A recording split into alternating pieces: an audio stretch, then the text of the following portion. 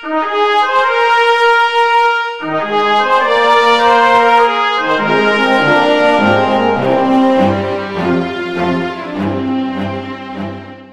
vamos ter 4, vamos começar com a Caroline. Eu quero só comentar com vocês, nós estamos todos em casa aqui, né? Mas eu quero comentar com vocês que a gente teve uma experiência, foi muito gostosa, porque fazer temas livres, representação oral, no encontro espírita, é totalmente sem cabeça, né? É uma novidade em Ribeirão Preto muito grande. Isso não é que não está acontecendo fora. Na verdade, já tem essa experiência em outros lugares, né? Santos faz, Demeló já participou lá. A gente tem um grupo lá no Rio Grande do Sul que também fez. Mas para nós, Ribeirão Preto, é assim, uma coisa totalmente fora da cultura, né? E a gente tem uma grande preocupação se as pessoas iriam se inscrever para poder apresentar. Então, quer dizer que a nossa satisfação de termos esses trabalhos para apresentar, colocar nos anais, é muito grande. Quero então que vocês fiquem bastante à vontade para apresentar e também para a gente poder debater. Nós temos um prazo para poder fazer isso, né? Mas nós podemos debater com bastante tranquilidade, sem nenhuma formalidade. A gente vai tentar utilizar o prazo aí que é de 20 minutos, e depois o outro vai ficar um pouco atrasado assim mesmo, para a gente poder ter a oportunidade de conversar sobre o assunto. Agora 20 minutos para cada um, então cada um faz a apresentação no tempo que achar que deseja, e a gente complementa com bate-papo depois. Tá bom? Bom, gente, o tema do meu trabalho é esse: espiritualidade, a busca pelo sagrado, da finitude, a transcendência e a amplitude do ser. E assim, eu queria falar um pouco assim, de por que foi escolhido esse tema, por que a gente começou a desenvolver isso. E uma das primeiras coisas assim, que eu até prestei muita atenção hoje é que, infelizmente, não existe tanta presença de jovens assim mesmo, do meio acadêmico, do meio científico, para que a gente possa fazer essa integração assim, entre esse lado do espiritismo, da espiritualidade e a ciência, né? Que eu acho que é algo que está proposto há muito tempo aí, mas infelizmente assim, ainda é raro, isso ainda é raro. E esse trabalho, assim, a gente começou a fazer por uma experiência assim, no Hospital das Clínicas, daqui de Ribeirão Preto, em que a gente, com contato com pacientes que estavam no fim da vida, a gente começou a perceber a importância da espiritualidade para esses pacientes. Então, 2 estratégias de enfrentamento eram as mais assim, valorizadas, as mais utilizadas por eles assim, no final da vida. E era assim, os vínculos sociais e a espiritualidade. E assim, a espiritualidade muitas vezes acompanhada da religiosidade, né, que seria através das religiões. Então, assim, a nossa ideia de fazer esse trabalho era também assim porque existe uma escassez muito grande sobre esse tema na literatura científica. Então, assim, é muito difícil encontrar artigos sobre espiritualidade, sobre religiosidade. Existe um preconceito ainda no meio acadêmico a respeito disso. Então, a gente quis investigar um pouco isso, levantar dados bibliográficos, para depois assim a gente passar para um segundo momento em que foi aí sim foram entrevistas, foram coleta de dados.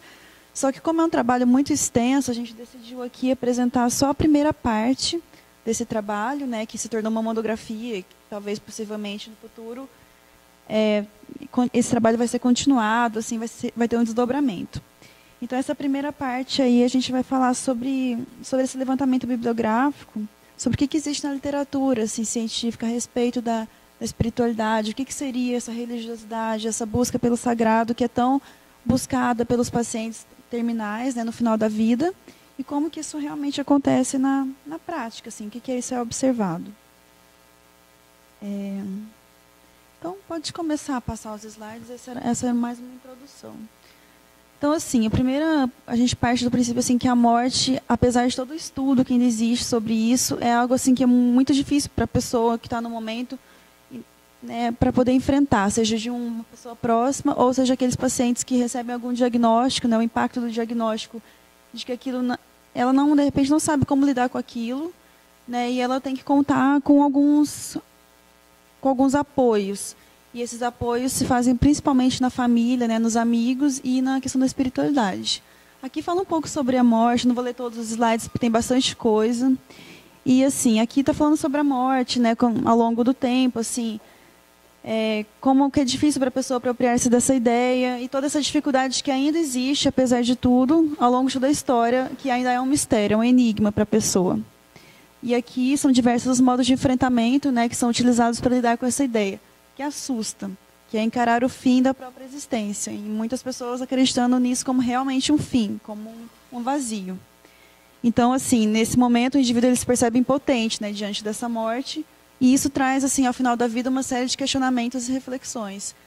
Principalmente quando através de uma doença, quando através do impacto de um diagnóstico, que era algo que não era esperado. Então, a pessoa estava ao longo da vida tendo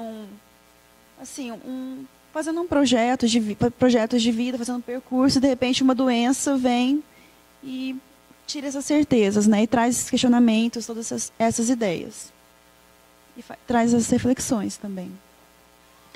Bom, em relação ao enfrentamento da morte, na verdade, não é um enfrentamento, né? É uma estratégia que que as pessoas utilizam ainda hoje em dia, é a negação. Então, a negação, assim, não pensar naquilo como sendo nosso, né? Sempre é no outro, a morte está no outro. E, assim, a sociedade, a mídia, tudo contribui para que isso aconteça. Então, assim, a morte é sempre no outro, né, visando assim sempre esconder e encobrir essa morte, para que não se pense sobre isso, para que não se fale sobre isso. E assim, né, nossa pesquisa partiu da observação desses pacientes terminais, né, que estavam hospitalizados, mas assim, isso acho que está ampliado assim para qualquer pessoa, né, que está sujeita a esse questionamento, né, a esse enfrentamento. Então, assim, a negação é uma forma de distanciar a morte, levando a ideia de morte para o outro, não para si. E aqui, assim, fala sobre que ou a morte ela é negada e retirada da cultura, da vida e rejeitada como critério de verdade, ou então ela é apressada e imediatamente afastada, dessa forma evitando até mesmo a consciência de sua presença. Isso é uma referência, né? Eu usei alguns autores assim na apresentação para ir contextualizando para vocês o que existe assim de publicado sobre isso, o que existe a respeito desse tema. Pode passar, por favor. Então, e aí, assim, como enfrentamento, né, como uma elaboração mesmo desse processo da morte, existe assim uma posição ontológica, né, onde a pessoa poderia dar um sentido para a vida, e dessa forma, dando um sentido para a vida, a morte seria um pouco mais tranquila de ser enfrentada. Né, que a pessoa se concentraria no milagre de ser, assim, apreciando quem se é, se extasiando com o que se é. Cortou aqui um pouquinho, né? Acho que... Então, assim, nesse momento, né, de dor e de sofrimento ao final da vida, que ele poderia iniciar uma busca pela transcendência, pelo que extrapola a vida terrena, cotidiana e materialidade. E esse contato com a transcendência ajudaria no enfrentamento dessas situações. Isso é o que a gente encontrou. Tem uma referência da Júlia aqui, né, que é muito conhecida, assim, que trabalha bastante com esse tema, né, dos cuidados paliativos, assim, do fim da vida. E fala assim que apesar assim de um grande desenvolvimento tecnológico, especialmente da medicina, o processo de morrer vem acompanhado de muito sofrimento, né? E que no estágio final da vida, eles podem ter grande medo da dependência, né, de outra pessoa, da dor, da degeneração, da incerteza, solidão e do isolamento, da separação de pessoas queridas, porque geralmente a morte atualmente tem acontecido em hospitais, em locais assim que não são como antigamente, onde a morte geralmente acontecia em casa, próximo a pessoas queridas. Né? Então, eles se sentem abandonados e vivem os processos de luta e de perda de si e das pessoas próximas. Então, são vários os lutos. Né? É o luto assim, da perda daquele lugar onde a pessoa vivia, dos amigos, daquele ciclo social. Então, assim, é um momento de muito sofrimento. E é nesse contexto todo que a gente pensou essa pesquisa, essa ideia. Pode passar. E aí que vem a importância da espiritualidade. Né? Assim, como eu disse, dentre as diversas formas de enfrentamento, né, que são utilizadas, a gente resolveu focar na espiritualidade como sendo assim aquela que vai dar mais instrumento, assim, que vai poder possibilitar a essa pessoa assim um enfrentamento melhor desse momento. Aqui fala uma definição, né, da espiritualidade, que seria a dimensão que corresponde à abertura da consciência ao significado e totalidade da vida, possibilitando uma recapitulação qualitativa do seu processo vital. Ou seja, podendo olhar para a vida e para o processo que aconteceu durante sua vida de uma forma mais integrada. Portanto, envolve a busca pelo sentido ou significado para essa existência. Está articulada a uma necessidade mitificante, ao imaginário e ao simbólico. E diz assim que a dimensão espiritual ela constitui-se como um fator fundamental ao final da vida, num momento único, em que esse sentido pode significar um novo olhar e um novo sentido para o morrer. Então, é claro que aqui a gente está falando, né, para um local onde está sendo discutido, né, o espiritismo. Todo mundo aqui tem uma espiritualidade assim, que a gente imagina que seja cultivada.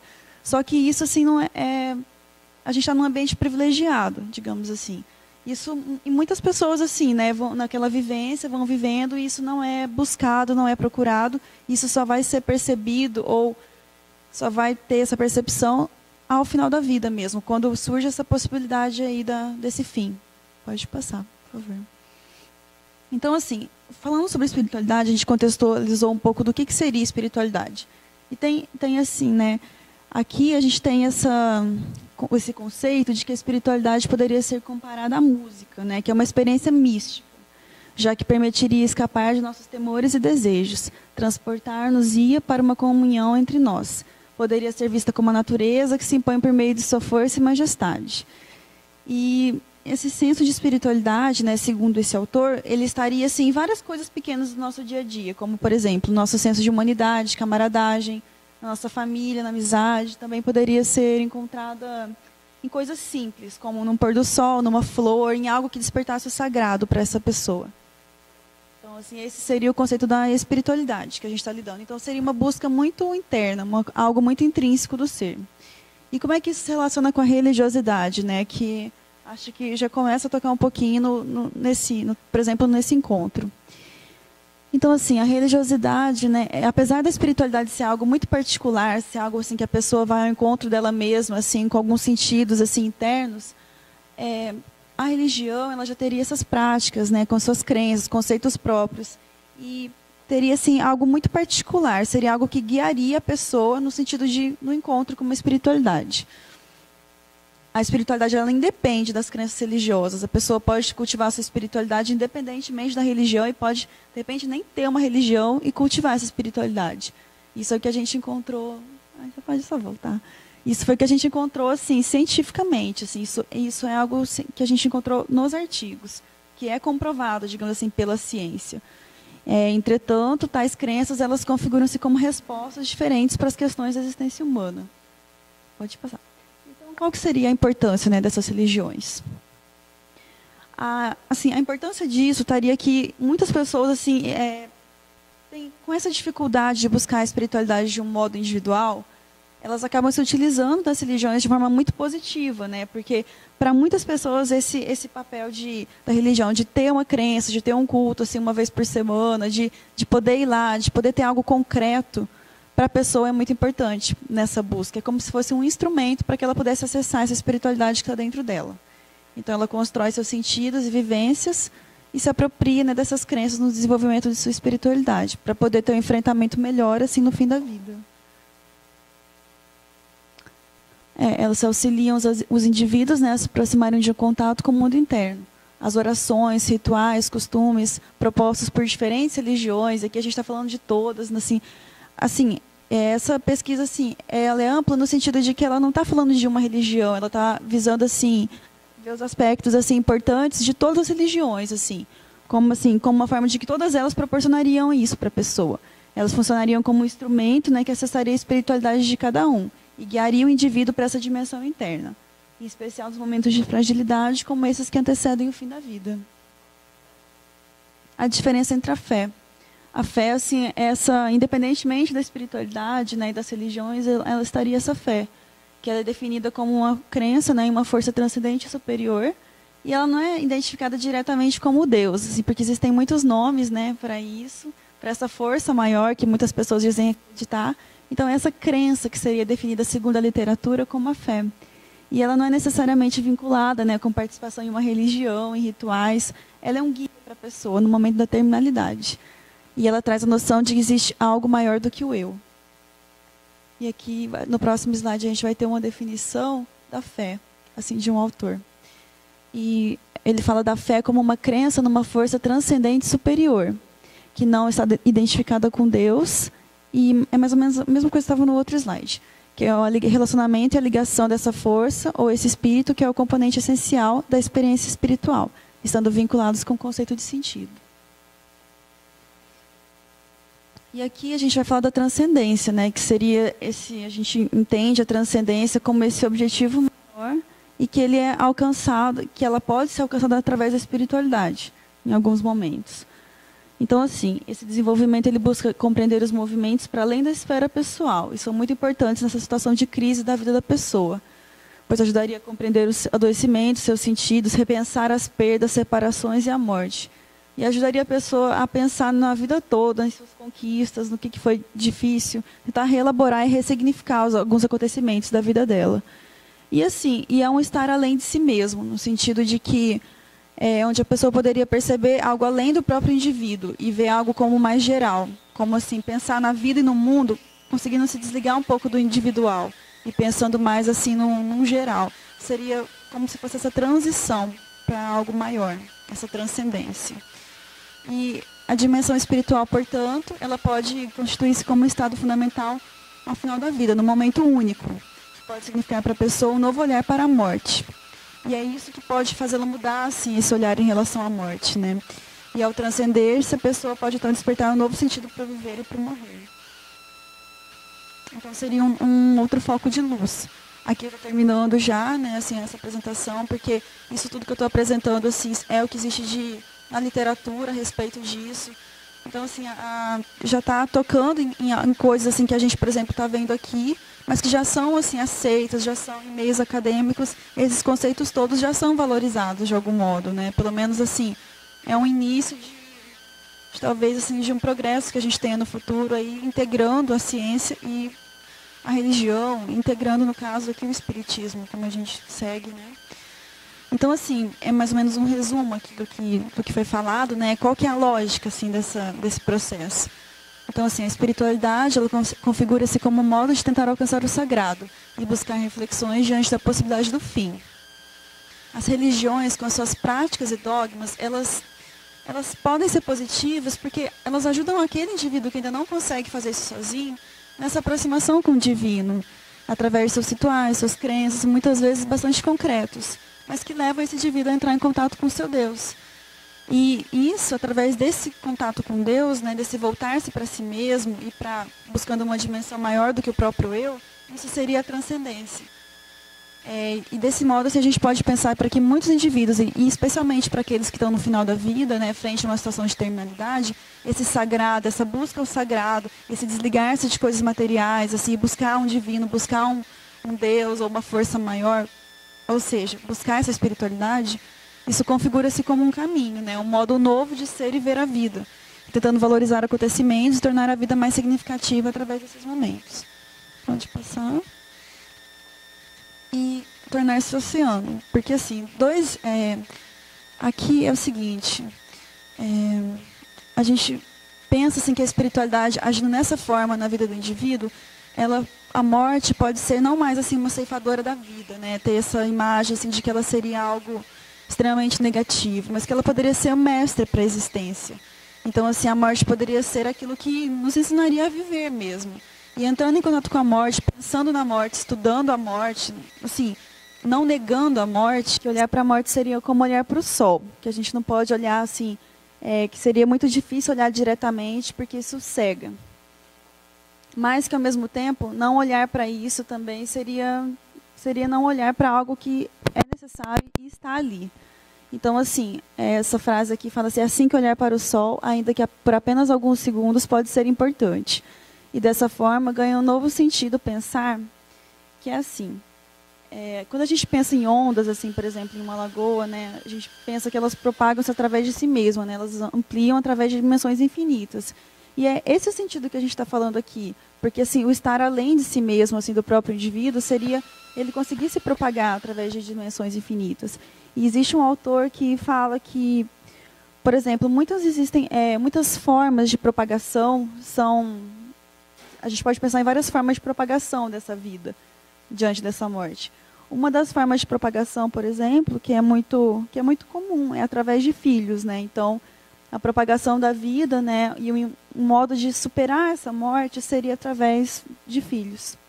E uma outra forma de propagação seria através de coisas que a pessoa fez na vida e que possam afetar outras gerações futuras.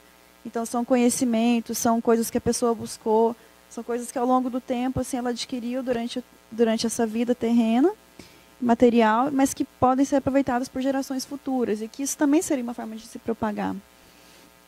E aqui no final, assim, a gente pensou em falar que deixar de ser gota e buscar ser onda, nessa mesma perspectiva, porque o indivíduo que está diante da morte, ele vê aquilo como algo que está cercando, né?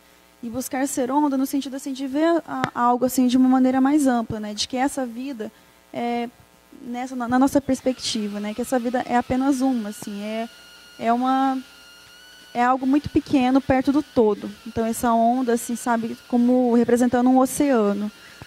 Seja um ensinamento a ser assimilado e uma postura para ser adotada, não somente diante da morte, mas também diante da vida, naquela perspectiva de que a morte ela não apareceria mais como essa ceifadora da vida, mas assim como mestre, né, para nos auxiliar assim não só a pensar na morte daqueles que nos estão próximos, mas por exemplo, quem não tem casos de morte assim né, no dia a dia, ou quem não passou por isso ainda, pode se apropriar desses ensinamentos para a própria vida, para aprender a viver de uma forma melhor, mais saudável, ressignificando essas vivências e podendo ter uma visão mais integrada quando esse momento chegar, que vai chegar para todos nós aqui. Então, essa é a primeira parte do trabalho. Aí o próximo slide vai ser só algumas referências bibliográficas, né, que são autores assim que inclusive assim 2 acho que estão aqui, né, no encontro. E assim, é isso, assim, a gente pensou em fazer esse levantamento bibliográfico para ver o que existe assim, de publicado.